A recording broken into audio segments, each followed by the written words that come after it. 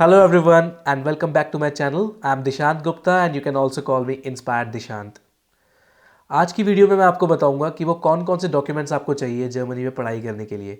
Right from the beginning you apply in a university and to get the visa. So let's get started.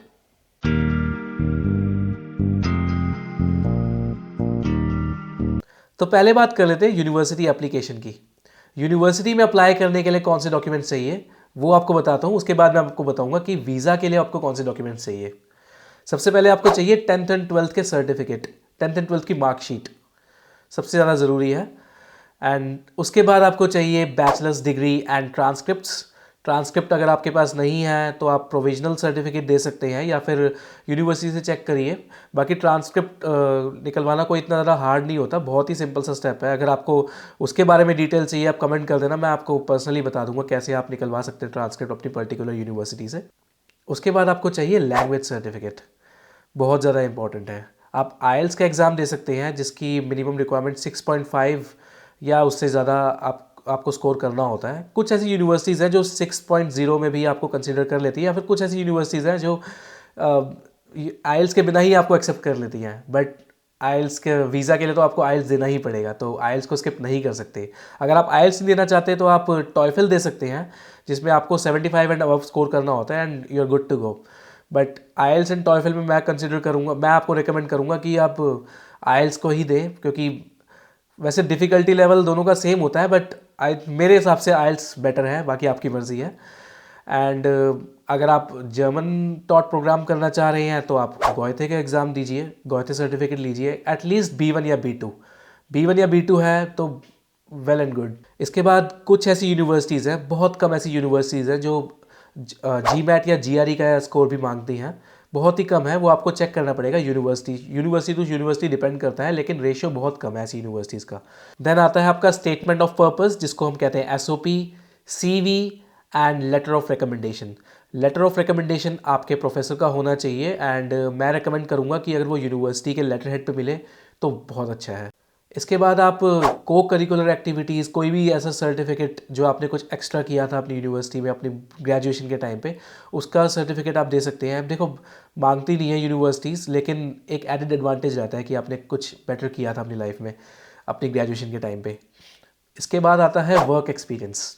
Work experience सबके लिए नहीं है, सिर्फ उन लोगों के लिए है जिनके पास एक्सपीरियंस है. कुछ यूनिवर्सिटीज़ हैं जहाँ पे कंसिडर किया जाता है वर्क एक्सपीरियंस अगर आप देते हैं तो एक एडेड एडवांटेज रहती है. ये ज़्यादातर उस केस में होता है कि अगर आप जैसे कि अगर आपका बैचलर्स आपने किसी और फील्ड में करी है और मास्टर्स आप किसी और फील्ड में कर रहे हैं, तो जो मास्टर्स की जो पढ़ाई है वो पढ़ाई आपकी आपके वर्क एक्सपीरियंस से अगर मैच कर जाती है तो काफ़ी सही रहता है, एडमिशन मिलने के चांसेस अच्छे रहते हैं. या फिर अगर आपके ग्रेजुएशन में मार्क्स ज़्यादा अच्छे नहीं आए थे तो भी आपका वर्क एक्सपीरियंस वहाँ पे काम आता है. मेरे केस में मेरा वर्क एक्सपीरियंस काम आया था. मेरे ग्रेजुएशन के मार्क्स कोई बहुत अच्छे नहीं थे, समवेयर एवरेज थे, लेकिन अच्छी बात ये हुई थी कि मेरे पास अच्छा खासा वर्क एक्सपीरियंस था, तो उसके बेसिस पे मुझे एडमिशन मिल गया, वो भी पब्लिक यूनिवर्सिटी में मिल गया. तो इससे बढ़िया बात तो कोई हो ही नहीं सकती मेरे लिए. तो गाइज़ ये डॉक्यूमेंट्स अगर आपके पास है ना और आपने सबमिट कर दिए हैं आपने अप्लाई करने के लिए, आपका 100% एडमिशन होगा, 100% आपकी एप्लीकेशन को कंसिडर किया जाएगा. तो यहाँ से आपको एडमिशन तो मिल जाएगा, लेकिन आगे क्या, आगे आपको वीज़ा के लिए भी डॉक्यूमेंट्स चाहिए, तो उसके बारे में अब बात करेंगे हम. सबसे पहले पासपोर्ट, वो तो सभी को पता है, लेकिन यार चेक ज़रूर कर लेना कि पासपोर्ट ना आपका अपडेटेड हो, रिन्यूड हो. ऐसा नहीं हो कि पासपोर्ट को एक्सपायर होने में 6 महीने रह गए, 4 महीने रह गए एंड देन वही आप अप्लाई उसी पासपोर्ट से अप्लाई कर रहे हैं, नहीं करेंगे एक्सेप्ट. एटलीस्ट 1 ईयर की वैलिडिटी होनी चाहिए. उसके साथ आपको चाहिए डिक्लेरेशन फॉर्म, एप्लीकेशन फॉर्म, जो कि आपको VFS की वेबसाइट पर मिल जाएगा. अगर आपको ज़रूरत लगती है तो मैं उसके लिए एक अलग वीडियो बना दूंगा, कमेंट सेक्शन में लिख देना कि आपको कैसे VFS में अप्लाई करना है वीज़ा के लिए. देन सबसे इम्पॉर्टेंट, सबसे ज़्यादा इम्पॉर्टेंट चाहिए आपको APS सर्टिफिकेट. मैंने लोगों को रोते हुए देखा है APS ऑफिस के बाहर.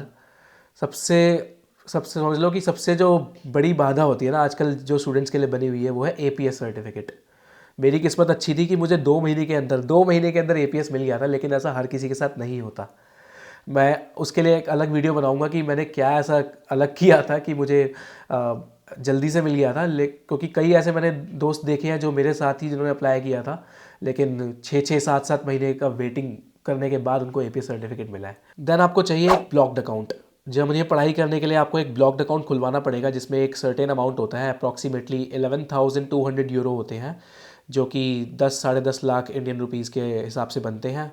तो वो आपको खुलवाना पड़ेगा। कौन सा ब्लॉक्ड अकाउंट आप खुलवा सकते हैं, आपके पास ऑप्शन है एक्सपैट्रियो का, फिनटिबा का, कोरेकल का। मैंने खुलवाया था अपना अकाउंट एक्सपैट्रियो में, क्योंकि मैंने एक्सपैट्रियो का नाम ज़्यादा सुना हुआ था, लेकिन ऐसा इसका मतलब बिल्कुल ये नहीं है कि बाकी कंपनीज बेकार है। फिनटिबा भी उतना ही अच्छा है जितना एक्सपैट्रियो है, और कोरेकल भी उतना ही अच्छा है।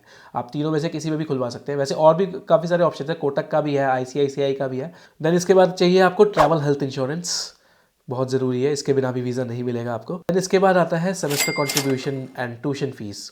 देखो पब्लिक यूनिवर्सिटी है तो ट्यूशन फीस तो होती नहीं है, बट सेमेस्टर कंट्रीब्यूशन तो देना पड़ता है आपको। अब ऐसा ज़रूरी नहीं है कि सारी फीस आप एक साथ ही दें। मैंने अपने केस में जो हाफ इंस्टॉलमेंट है, जो फर्स्ट इंस्टॉलमेंट है, वो सबमिट करा दी थी, और उसी की जो रिसीट थी वो ले गया था वीज़ा डॉक्यूमेंट्स के टाइम पे, एंड उसके बेसिस पे कंसिडर कर लिया। यार देखो एडवांटेज मिलती है, आप उनको लगता है कि जेन्युइन केस है, स्टूडेंट वीज़ा पे जा रहा है, जेन्युइन केस है, कोई उल्टी सीधी हरकत करने के लिए नहीं जा रहा, तो प्रोसेस करने में मतलब उनको ठीक लगता है, जेन्युइन लगता है केस, और आपका वीज़ा भी जल्दी आ जाता है। इसके बाद बात आती है मोटिवेशन लेटर। उसमें आपको दिखाना पड़ता है कि क्यों करना चाहते हैं आप ये पढ़ाई, क्या करेंगे इसके बाद, क्या है आपका बैकग्राउंड, क्या है, ब्ला ब्ला ब्ला, बहुत सारी डिटेल्स हैं। और उसको ज़्यादा बड़ा भी मत करिए, ज़्यादा छोटा भी मत करिए। एटलीस्ट 1.5 से 2 पेज का जो मोटिवेशन लेटर होता है वो एक हेल्दी माना जाता है, ज़्यादा एक्सटेंड भी नहीं करना होता उसको। इसके बाद आपको लैंग्वेज सर्टिफिकेट, अगेन आइल्स या फिर टॉयफल, और अगर जर्मन टॉट प्रोग्राम है तो फिर गोएथे का सर्टिफिकेट, ये तो देना ही देना होगा आपको। लैंग्वेज सर्टिफिकेट के बिना वीज़ा नहीं मिलेगा, कुछ भी कर लो वीज़ा नहीं मिलेगा, स्टूडेंट वीज़ा नहीं मिलेगा जर्मनी का, तो लैंग्वेज सर्टिफिकेट देना पड़ेगा आपको। तो ये कुछ इंपॉर्टेंट डॉक्यूमेंट्स हैं जो आपको चाहिए जर्मनी में पढ़ाई करने के लिए। अगर वीडियो पसंद आई हो तो प्लीज़ इस वीडियो को लाइक करें, मेरे चैनल को सब्सक्राइब करें, और कमेंट करें। कोई डिटेल अगर मैंने छोड़ दी, कुछ अगर मिस हो गया हो तो आप कमेंट कर दें, मैं रिप्लाई ज़रूर करूँगा। मेरे इंस्टाग्राम को भी फॉलो करें, वहाँ भी रिप्लाई करें, वहाँ पे सुपर एक्टिव हूँ, वहाँ भी आपकी सारी क्वेरीज़ का सोल्यूशन, आंसर्स आपको दूंगा फ्री ऑफ कॉस्ट, कोई चार्ज नहीं है। आगे और भी इन टॉपिक से रिलेटेड वीडियोस में बनाता रहूँगा। तब तक के लिए Dankeschön and auf Wiedersehen. Tschüss.